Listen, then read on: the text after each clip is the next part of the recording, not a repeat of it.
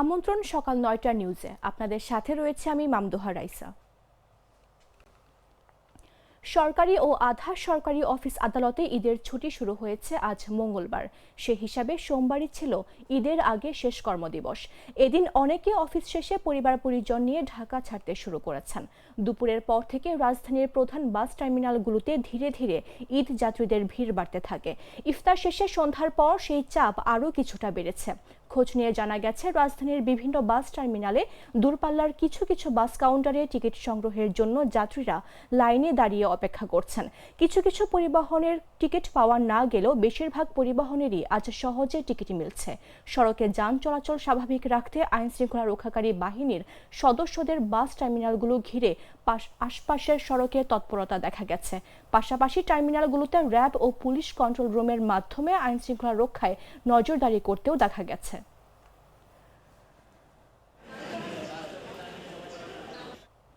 এবার ঈদযাত্রা নির্বিঘ্ন করতে দেশের বিভিন্ন মহাসড়ক ও ঢাকা মাওয়া এক্সপ্রেসওয়ে সহ পদ্মা সেতুর মতো যানজট প্রবণ ২৬০ স্থান চিহ্নিত করে যৌথভাবে কাজ করছে হাইওয়ে পুলিশ, সড়ক ও সেতু বিভাগ।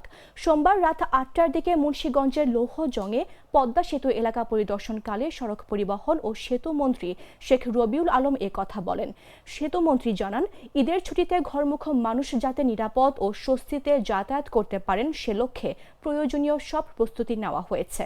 সড়ক মন্ত্রী বলেন, ঈদের আগে ও পরে মোট ৮ দিন সড়কে সর্বোচ্চ প্রস্তুতি থাকবে।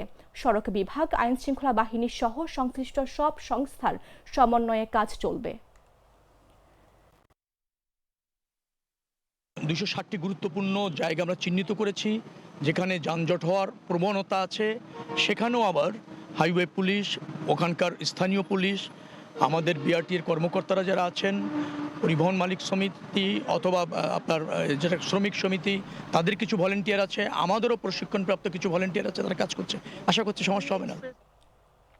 লক্ষ্মীপুরের রামগঞ্জে ভাটোরা ইউনিয়ন পরিষদের চেয়ারম্যান শামসুল আলম বুলবুলকে কার্যালয় থেকে বের করে দরজায় তালা ঝুলিয়ে দেওয়ার অভিযোগ উঠেছে ছাত্রদলের বিরুদ্ধে। এছাড়া ঘটনার সিসিটিভি ফুটেজ মুছে না ফেলার ছাত্রদলের নেতারা ইউপি সচিবের কার্যালয় থেকে সিসি ক্যামেরার ডিভাইস নিয়ে গেছে বলে জানা গেছে।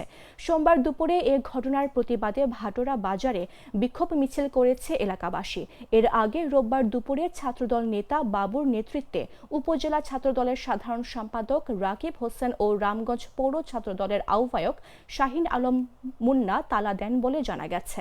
এদিকে চেয়ারম্যান বুলবুলকে হেনস্থা করায় ভাটোরা ইউনিয়ন ছাত্রদলের সাধারণ সম্পাদক জাহিদ শেখকে এলাকাবাসী প্রতিবাদ মিছিল করে। ভাটোরা বাজারে রোববার রাত ও সোমবার দুপুরে প্রতিবাদ মিছিল হয়। এ ঘটনায় জাহিদকে দল থেকে বহিষ্কার করেছে উপজেলা ছাত্রদল।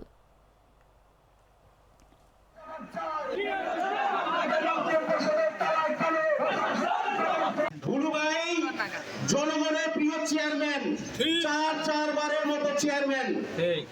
বিগত সরকারের সাথে ওনার সম্পৃক্ততার উল্লেখযোগ্য কোন সংশ্লিষ্টতা আমরা দেখতে পাই নাই।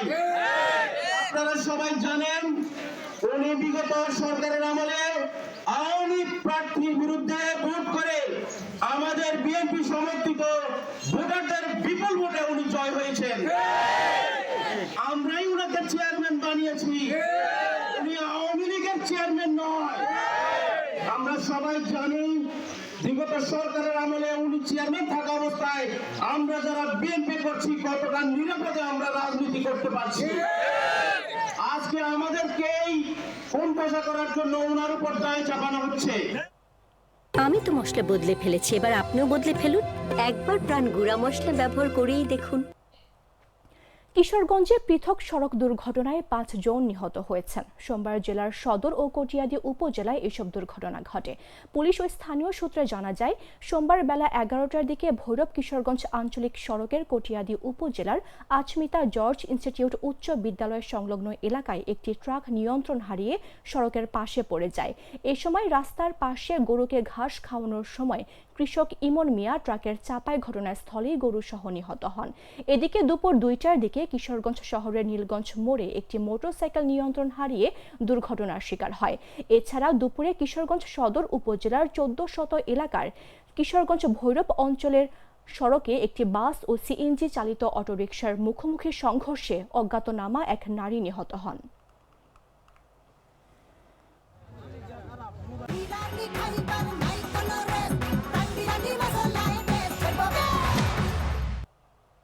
জানাবো আন্তর্জাতিক সংবাদ।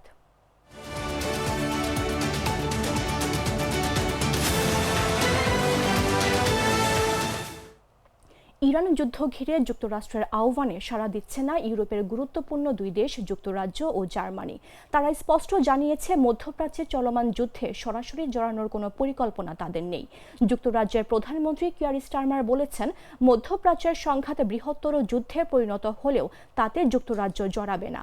ডাউনিং স্ট্রিটে এক সংবাদ সম্মেলনে তিনি জানান, পরিস্থিতি মোকাবেলায় বিভিন্ন বিকল্প খতিয়ে দেখা হচ্ছে।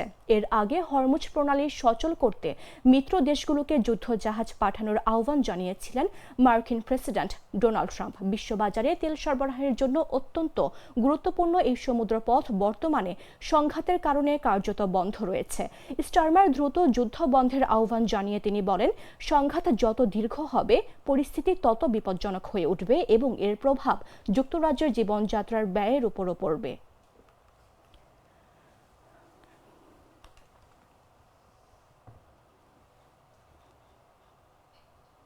সংবাদ শেষ করব খেলার খবর জানিয়ে।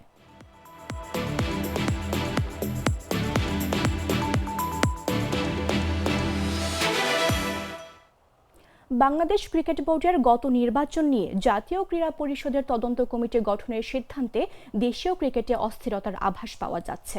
এই পদক্ষেপকে আন্তর্জাতিক ক্রিকেট কাউন্সিল সরকারি হস্তক্ষেপ হিসেবে গণ্য করতে পারে বলে আশঙ্কা প্রকাশ করেছে বিসিবি। সোমবার এক আনুষ্ঠানিক বিবৃতিতে বিসিবি এই উদ্বেগের কথা জানায়। বিসিবি তাদের বিবৃতিতে স্পষ্ট করেছে যে বর্তমান বোর্ড সম্পূর্ণ সাংবিধানিক এবং গণতান্ত্রিক প্রক্রিয়ায় নির্বাচিত একটি বডি। এনএসসির সাম্প্রতিক গ্যাজেট নিয়ে উদ্বেগ প্রকাশ করে বোর্ড জানায়, এই ধরনের তদন্ত বিসিবির স্থিতিশীলতা, স্বাধীনতা এবং ধারাবাহিকতাকে প্রশ্নবিদ্ধ করতে পারে।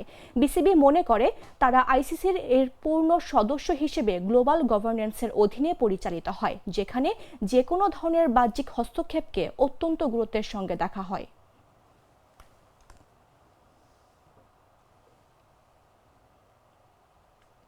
দর্শক, এই ছিল এখনকার মতো। প্রতি মুহূর্তে সর্বশেষ খবর জানতে ভিজিট করুন jagonews24.com।